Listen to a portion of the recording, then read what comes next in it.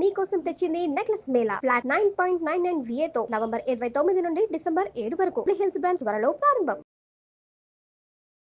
Suman TV ప్రేక్షకులకు నమస్కారం. ప్రస్తుతం మనతో పాటు ఉన్నారు సుప్రసిద్ధ జ్యోతిష వాస్తు పండితులు బ్రహ్మశ్రీ డాక్టర్ నాయకంటి మల్లికార్జున శర్మ గారు. వారితో మాట్లాడదాం. సో ఈ డిసెంబర్ నెలలో 12 రాశుల వారి రాశి ఫలాలు ఎలా ఉండబోతున్నాయో వారి ద్వారా తెలుసుకుందాం. గురుగారు నమస్కారం. నమస్కారం అమ్మా. మరి డిసెంబర్ మాసంలో మిథున రాశి వారి రాశి ఫలాలు ఎలా ఉండబోతున్నాయి గురుగారు? తప్పకుండా అమ్మా. ఓం శ్రీ గురుభ్యో నమః. ఓం శ్రీ మాత్రే నమః. మిథున రాశి వాళ్ళకి ఏమిటంటే రాస్యాధిపతి బుధుడు అవుతాడు. రాస్యాధిపతి బుధుడు అంటే ఏంటంటే ఏదైనా సరే ఓపెన్గా మాట్లాడటం ఒకటి, తిట్లు తిన్నా తిట్టించుకున్నా ఓపెన్గా మాట్లాడే తత్వం మిథున రాశి వాళ్ళకి. అందులో ప్రత్యేకంగా ఆరుద్ర నక్షత్రం ఒక నక్షత్రం ఉంటుంది. ఆరుద్ర నక్షత్రం ఓపెన్గా మాట్లాడే అవకాశాలు ఎక్కువగా ఉంటాయి. అయితే ఏంటంటే ఇంకా డెవలప్మెంట్ చెందాల్సిన అవసరం ఎక్కువగా ఉంటుంది. అంటే బుధుడు బుద్ధికారకుడు అంటారు. అంటే లౌకిక తత్వాన్ని బాగా పెంచుకోవాలి, ప్రజల యొక్క మన్ననలు పొందాలి. ఏదైనా సరే మనిషిలో ఓపెన్గా మాట్లాడే అవకాశం ఎక్కువ ఉంటుంది. ఆ ఓపెన్ అనేది మంచిదే, కానీ లౌకిక తత్వం కూడా కొంత యాడ్ చేసుకొని ముందుకెళ్ళాలి. లౌకికం లేకపోతే జీవితంలో ఎవరు కూడా ప్రపంచంలో జీవితాన్ని ఏలలేరు, ముందు కదలలేరు. లౌకికం అనేది చాలా ఇంపార్టెంట్. అయితే మిథున రాశిలో ఏమిటనంటే వాళ్ళ యొక్క వ్యక్తిత్వంలో ముందుగా వెళితే కొంతగా సమాజంలో ఉండే మార్పుల్ని గమనిస్తూ ఉండాలి. సమాజంలో కొంతమంది వెనకబడిపోతారు మార్పులు గమనించకుండా. అంటే ఉన్నత స్థితి ఎప్పుడైతే ఉంటారో అలాంటి స్థితిలోనే ఉండాలంటారు. ఓపెన్గా మాట్లాడే అవకాశం ఉంటుంది, కానీ ముందుకు ఇంకా పరిగెత్తాలి వాళ్ళు. అంటే ఇంకా కొద్ది వరకు వెనకబడి ఉన్నారని చెప్పుకోవచ్చు కొంతమంది మిథున రాశి. అంటే 10లో ఒక 6 మాత్రమే, అందరూ కాదు. అందరూ అంటే మన వాళ్ళు ఎంబటే మెసేజ్ పెడతారు, కింద కామెంట్ పెడతారు. వీళ్ళకంటే నేను ప్రేక్షకుల కంటే మహా తెలియగలిగిన వాడినిలే, కానీ ప్రజల యొక్క నాడీ శాస్త్రాన్ని PhD చేసిన వ్యక్తి నేను. అయితే ఏంటంటే కొంతమంది మాత్రమే, అంటే కొంతమంది అంటే ఓపెన్గా మాట్లాడాలి, కాలానుగుణంగా మార్పులు చేసుకోవాలి. అంటే ఫైనాన్షియల్ పరంగా డెవలప్మెంట్ చెందాలంటే కాలానుగుణంగా మార్పులు చేయాలి. ఇవన్నీ కూడా క్యారెక్టర్ సంబంధించినవి. అయితే ఇప్పుడు మనం చెప్పేవన్నీ కూడా గోచార ఫలితాలే, కానీ ముఖ్యంగా బర్త్ చార్ట్కి సంబంధించింది కాదు. అంటే వీళ్ళు కోపం ఆవేశం కూడా తగ్గించుకోవాలని అర్థం. అయితే వీళ్ళకి వచ్చేటప్పటికల్లా గురువు జన్మంలో ఉంటాడు వక్రస్థితిలో ఉంటే ఆర్థిక పరంగా ఆదాయం పెంచుకోవాలి, డబ్బులు కొంత పొదుపు చేసుకోవాలి, డబ్బులు ఎక్కడ వస్తాయో చూసుకోవాలి. ఫస్ట్ పాయింట్ అంటే ఫైనాన్షియల్ పరంగా ఇంప్రూవ్మెంట్ చాలా అవసరం వీళ్ళకి. అలానే ఇంప్రూవ్మెంట్ లేకుండా కొంత అప్పులు చేసే అవకాశాలు కూడా ఉంటాయి. ఈ డిసెంబర్ మాసంలో కొంత క్రెడిట్ చేసే అవకాశాలు ఉంటాయి. ఆ క్రెడిట్ రాకుండా చూసుకోవాలి. అలానే తృతీయ స్థానంలో కేతు యొక్క సంచారం వల్ల అన్నదమ్ముల మధ్యలో కానీ అక్క చెల్లెల మధ్యలో కానీ బాండింగ్ బాగా పెరిగే అవకాశాలు ఉంటాయి.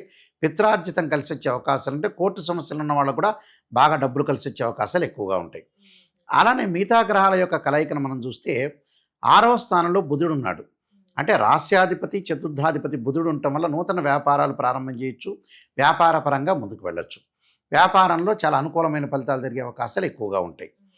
దాని తర్వాత శుక్రుడి యొక్క బలం వల్ల వివాహాది శుభ కార్యక్రమాలు కొద్దిగా వాయిదా పడే అవకాశాలు ఎక్కువ ఉంటాయి. అంటే నగలు కొనుగోలు చేయలేకపోతారు, బట్టలు కొనుగోలు చేయలేకపోతారు, శుభ కార్యక్రమాలు అన్నీ కూడా వాయిదాలు పడే అవకాశాలు ఎక్కువ ఉంటాయి.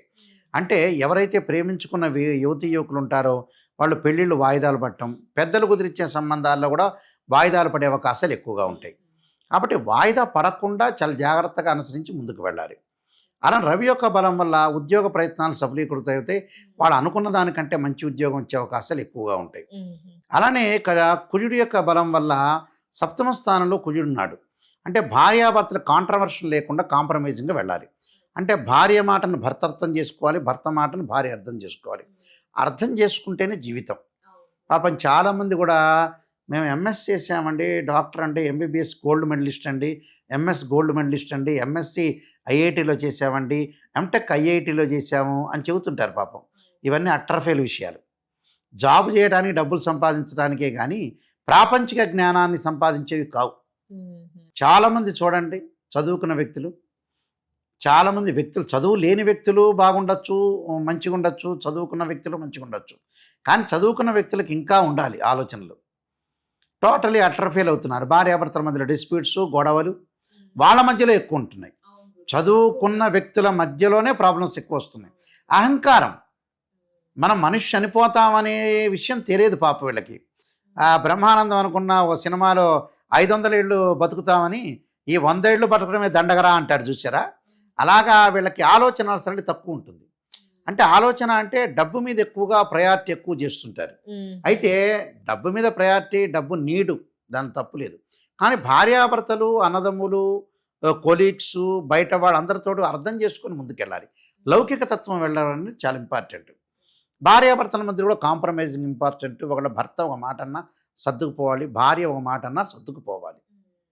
సర్దుకుపోవటం కూడా చాలా ఇంపార్టెంట్. అది ఆ సర్దుకుపోతేనే నువ్వు చదువుకున్న చదువుకు వాల్యూ. సర్దుబాటు లేదు అంటే ఆ ఎంటెక్ ఐఐటీలో చదివిన ఫెయిల్డ్ అనేస్తాను అలాంటోడు.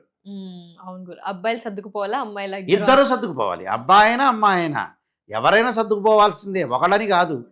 పాత రోజుల్లోనేమో అమ్మాయిలు సర్దుకుపోయేవాళ్ళు 70-60 ప్రాంతాల్లో ఎగ్జిట్ పోల్ సర్వేలు చేస్తే. ఇప్పుడు అమ్మాయిలు సర్దుకుపోవట్ల. ఇప్పుడు ఇద్దరూ సర్దుకుపోవాలనే పాయింట్ చెబుతున్నాం. చాలా ఇంపార్టెంట్ ఇది రోలు జీవితంలో ఎప్పుడైనా సరే. దాని తర్వాత శని యొక్క బలం వల్ల కొంత ఆరోగ్యపరంగా ఇబ్బందులు లేకుండా చూసుకోవాలి. ఎందుకంటే ఆరోగ్యపరంగా ఎలాంటి ఇబ్బందులు లేకుండా కొంచెం ప్రశాంతమైన వాతావరణంలో ఉండటం. దీర్ఘకాలిక వ్యాధులు ఉన్నవాడు కూడా కొంత జాగ్రత్త ఉండాలి.